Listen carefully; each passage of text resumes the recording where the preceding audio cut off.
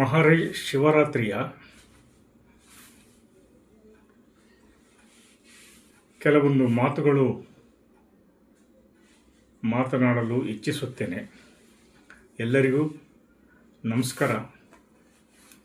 ಶಿವರಾತ್ರಿ ಇನ್ನೇನು ಹತ್ತಿರ ಬರ್ತಾ ಇದೆ.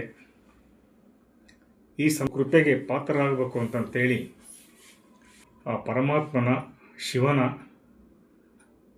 ಪವಿತ್ರವಾದ ಕೆಲವು ಮಾತುಗಳನ್ನು ನಿಮ್ಮ ಮನಸ್ಸಿಗೆ ಮುದ ನೀಡುತ್ತದೆ ಅಂತ ಭಾವಿಸುತ್ತಾ ಈ ಒಂದು ಮಾತುಗಳನ್ನು ನಾನು ಮಾತನಾಡಲು ಇಚ್ಛೆ ಪಡ್ತಾ ಇದ್ದೀನಿ. ಮಾಘ ಮಾಸ ಕೃಷ್ಣ ಪಕ್ಷದ ಚತುರ್ದಶಿಯಂದು ಆಚರಿಸುವ ಶಿವರಾತ್ರಿ ಶಿವಭಕ್ತರ ಪಾಲಿಗೆ ಮಂಗಳಕರ ರಾತ್ರಿ. ಹಗಲು ಉಪವಾಸವಿದ್ದು ರಾತ್ರಿ ವೇಳೆ ಜಾಗರಣೆ ಮಾಡಿ ಶಿವ ಧ್ಯಾನ ಮಾಡಿ ಶಿವನ ಕೃಪೆಗೆ ಪಾತ್ರವಾಗುವ ಶುಭ ದಿನ. ಈ ದಿನ ಶಿವನನ್ನು ಭಕ್ತಿಯಿಂದ ಪೂಜಿಸಿದರೆ ತಾವು ಮಾಡಿದ ಪಾಪಗಳೆಲ್ಲವೂ ಪರಿಹಾರವಾಗಿ ಮೋಕ್ಷ ಪ್ರಾಪ್ತವಾಗುತ್ತದೆ ಎಂಬುದು ಭಕ್ತರ ಬಲವಾದ ನಂಬಿಕೆ. ಆದ್ದರಿಂದ ಕೈಲಾಸವಾಸಿಯಾದ ಶಿವರಾತ್ರಿಯ ಮಹಿಮೆಯನ್ನು ಕೇಳಿದವರಿಗೆ, ಆಲಿಸಿದವರಿಗೆ ಎಲ್ಲರಿಗೂ ಒಳ್ಳೆಯದಾಗುತ್ತದೆ ಎಂಬ ನಂಬಿಕೆ ಪುರಾತನ ಕಾಲದಿಂದಲೂ ನಡೆದುಕೊಂಡು ಬಂದಿದೆ. ಕೈಲಾಸವಾಸಿಯಾದ ಶಿವನಿಗೆ ಶಿವರಾತ್ರಿ ಅತ್ಯಂತ ಪ್ರಿಯವಾದ ದಿನ. ಆ ಪರಮಾತ್ಮನಿಗೆ, ಆ ಪರಮೇಶ್ವರನಿಗೆ, ಪಾರ್ವತಿಯರಿಗೆ ಅತ್ಯಂತ ಪ್ರಿಯವಾದ ದಿನ. ಶಿವರಾತ್ರಿಯಂದು ತನ್ನನ್ನು ಪೂಜಿಸುವ ಭಕ್ತರಿಗೆ ತಾನು ವಿಶೇಷವಾಗಿ ಅನುಗ್ರಹ ನೀಡುವುದಾಗಿ ಶಿವ ಪಾರ್ವತಿಗೆ, ತನ್ನ ಹೆಂಡತಿಯಾದ ಪಾರ್ವತಿಗೆ ಹೇಳಿರುತ್ತಾನೆ. ಯಾರೇ ಆಗಲಿ ಶಿವರಾತ್ರಿಯಿಂದ ಭಾಳ ಭಕ್ತಿಯಿಂದ ನನ್ನನ್ನು ಜಪ ಮಾಡಿದವರಿಗೆ, ಪೂಜೆ ಮಾಡಿದವರಿಗೆ ನಾನು ಅವರಿಗೆ ನನ್ನ ಆಶೀರ್ವಾದ ಸದಾ ಇರುತ್ತದೆ. ಎಲ್ಲ ಕಷ್ಟಗಳಲ್ಲಿ ನಾನು ಕಷ್ಟಗಳನ್ನು ಪರಿಹಾರ ಮಾಡುತ್ತೇನೆ ಎನ್ನುವ ಮಾತನ್ನು ತನ್ನ ಹೆಂಡತಿ ಪಾರ್ವತಿಗೆ ಹೇಳಿರುತ್ತಾನೆ. ಆ ಶಿವರಾತ್ರಿಯಂದು ಶಿವನ ಅನೇಕ ಘಟನೆಗಳು ಏನು ನಡೆದರೂ ಅವೆಲ್ಲ ಸಾಕ್ಷೀಭೂತವಾಗಿ ಆ ದಿನವೇ ನಡೆದಿರುತ್ತದೆ, ಶಿವರಾತ್ರಿಯನ್ನೇ ನಡೆದಿರ್ತದೆ. ಅವತ್ತು ಶಿವಪಾರ್ವತಿಯರ ಮದುವೆಯಾದ ದಿನ ಶಿವರಾತ್ರಿಯಂದು ಶಿವ ರುದ್ರ ತಾಂಡವ ಮಾಡಿದ ದೇವತೆಗಳು ಮತ್ತು ಅಸುರರು ಸಮುದ್ರ ಮಂಥನ ಮಾಡಿ ಏನು ಕೆಲವೊಂದು ಫಲಗಳನ್ನು ಪಡೆದರು. ಆ ವಿಷ ಏನು ಉತ್ಪತ್ತಿಯಾಯಿತು ಸಮುದ್ರ ಮಂಥನದಿಂದ,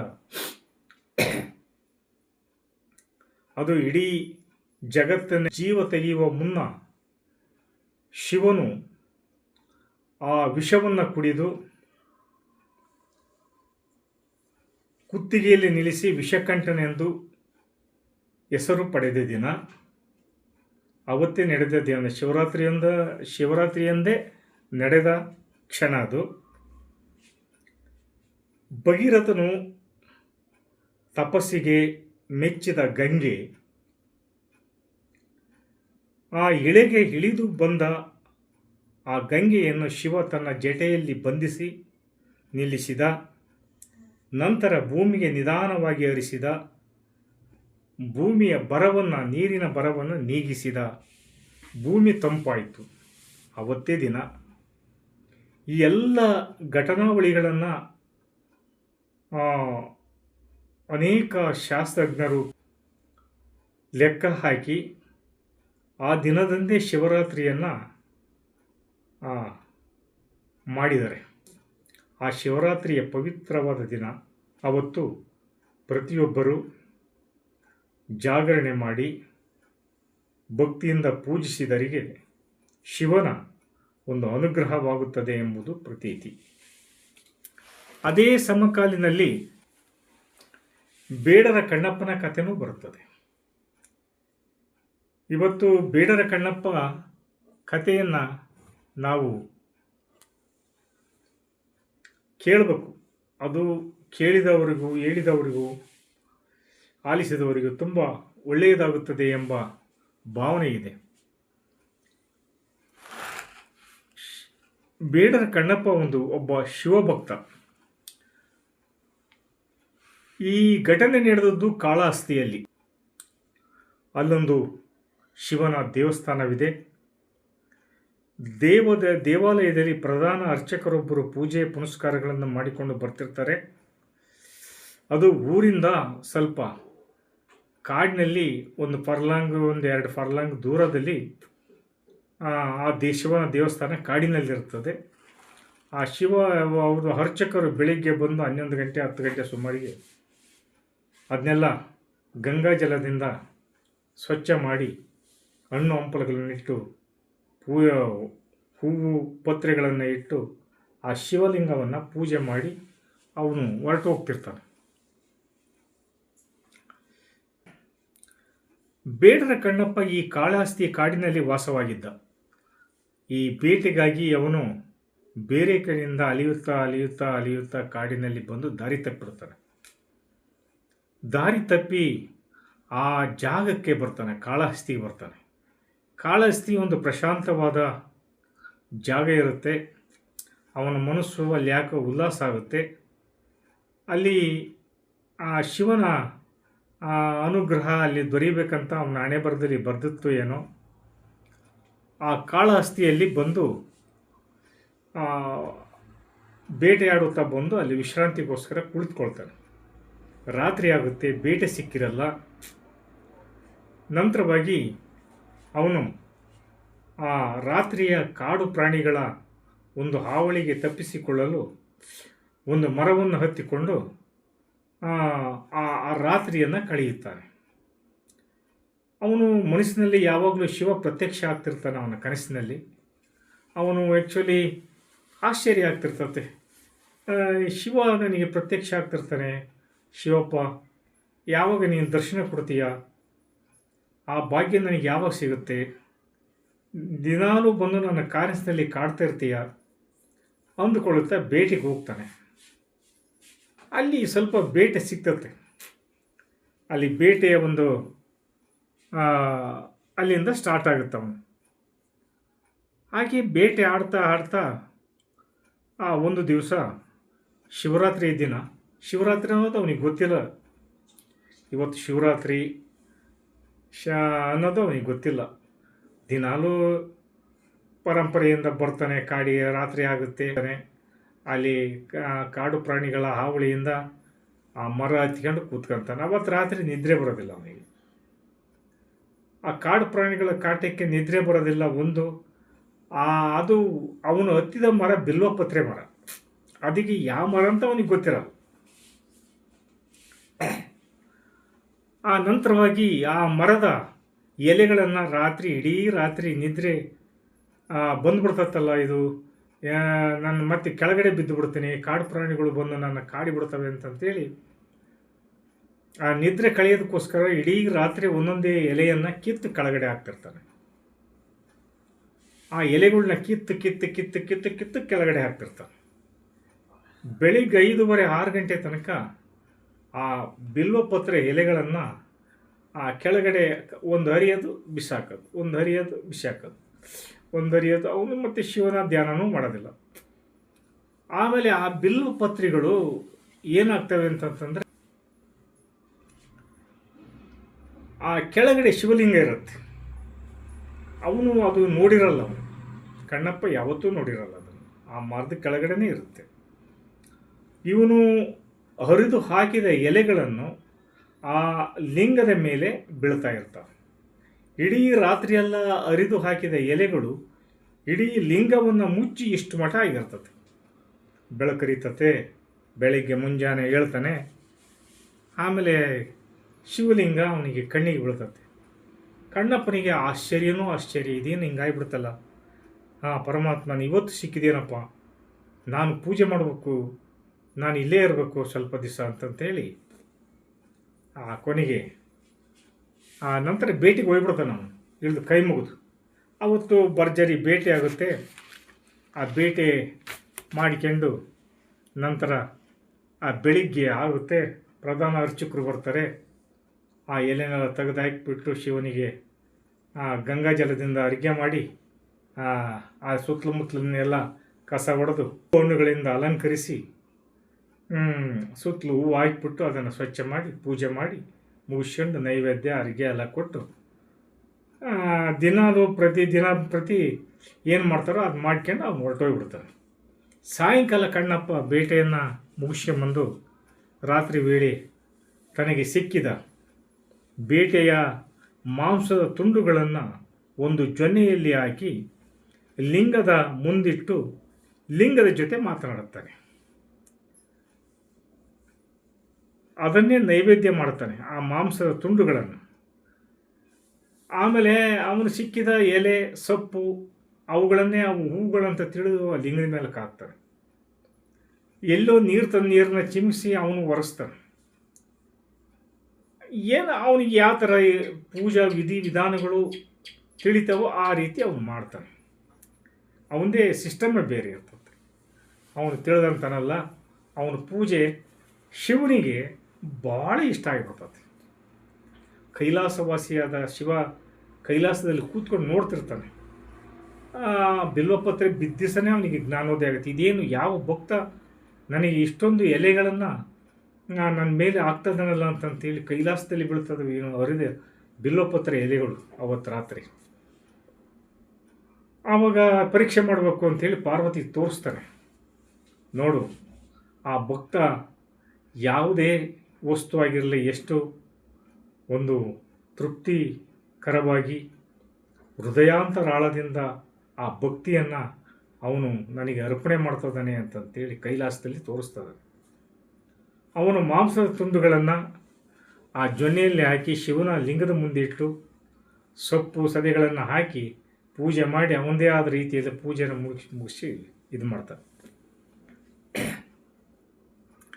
ಆಮೇಲೆ ಅವನು ಮತ್ತೆ ಬೆಳಗ್ಗೆ ಕರಿತಲು ಕಾಡಿಗೆ ಹೊರಟೋಗ್ತಾನೆ ಬೇಟೆಯಾಡೋದಕ್ಕೋಸ್ಕರವಾಗಿ. ಅವ ಪ್ರಧಾನ ಅರ್ಚಕರು ಬರ್ತಾರೆ. ನೋಡಿ, ಅಯ್ಯೋ ಶಿವ ಶಿವ ಪರಮಾತ್ಮ, ಯಾರು ನಿನಗೆ ಈ ಅಪಪ್ರಚಾರ ಮಾಡಿದರು? ಮಾಂಸದ ತುಂಡುಗಳನ್ನಿಟ್ಟು ಸಪ್ಪೆ ಸದೆಗಳನ್ನು ಹಾಕಿ ನಿನಗೆ ಪೂಜೆ ಮಾಡಿದಾರಲ್ಲ. ನಾನು ಎಷ್ಟು ಅಚ್ಚುಕಟ್ಟಾಗಿ ಪೂಜೆ ಮಾಡಿದೆ, ಯಾರ್ಯಾರು ಇದನ್ನು ತೊಂದರೆ ಮಾಡ್ತಾ ಇರಲಿಲ್ಲ, ಯಾರಿಗೆ ಈ ಥರ ಮಾಡ್ತಾಯಿದಾರಲ್ಲ ಅಂತಂತೇಳಿ ಡೈಲಿ ಬಿಡು ಏನೋ ಆಗಿದೆ ಅಂತಂತೇಳಿ ಒಂದು ಸರಿ ಹೋಗ್ತಾನೆ, 2 ಸರಿ ಹೋಗ್ತಾನೆ, 3ನೇ ಸರಿ ಹೋಗ್ತಾನೆ, 4ನೇ ಸರಿ ಅವನಿಗೆ ಅನುಮಾನ ಬಂದ್ಬಿಡ್ತದೆ. ಯಾರೋ ಏನೋ ಮಾಡ್ತದೆ. ಡೈಲಿ ಬರೋದು, ಅವನು ತೆಗಿಯೋದು, ಪೂಜೆ ಮಾಡೋದು, ಹೊರಟೋಗೋದು. ಹೀಗೆ ಇರಬೇಕಾದ್ರೆ ಹಿಂಗೆ ನಡೀತಿರ್ತತೆ. ಹಣ್ಣು ಹಂಪ್ಲು ಇರೋದಿಲ್ಲ, ಮಾಂಸ ತುಂಡುಗಳಿರ್ತವೆ, ಸಪ್ಪೆ ಸದಿ ಇರ್ತದೆ. ಹೀಗೆ ಯಾರೋ ಏನೋ ಮಾಡ್ತಾಯಿದ್ದಾರೆ, ಇದನ್ನು ಪರೀಕ್ಷೆ ಮಾಡಬೇಕು ಅಂತಂತೇಳಿ ಒಂದು ದಿವಸ ಆ ಒಂದು ಮರದ ಮರೆಯಲ್ಲಿ ನಿಂತ್ಕೊಂಡು ನೋಡ್ತಾ ಇರ್ತಾನೆ.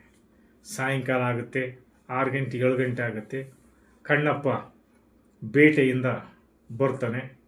ಬಂದು ಮಾಂಸದ ತುಂಡುಗಳನ್ನು ಲಿಂಗದ ಮುಂದೆ ಇಟ್ಟು ಅವನೇ ಆದಂಥ ನೀರು ತಂದು ಅದನ್ನ ಚಿಮುಕಿಸಿ ಸೊಪ್ಪುಗಳನ್ನು ಹರಿದು ಶಿವನಿಗೆ ಅರಿಗೆ ಮಾಡಿ ಅದನ್ನು ತಾನು ತಿಂದು, ಶಿವಪ್ಪ ನಿನಗೆ ತೃಪ್ತಿ ಆಯ್ತೇನಪ್ಪ, ನಂದು ಇವತ್ತು ಬೇಟೆ ಇಷ್ಟೇ ಕಣಪ್ಪ ಸಿಕ್ಕಿದ್ದು, ಬೇಜಾರು ಮಾಡ್ಕೊಂಬೇಡ,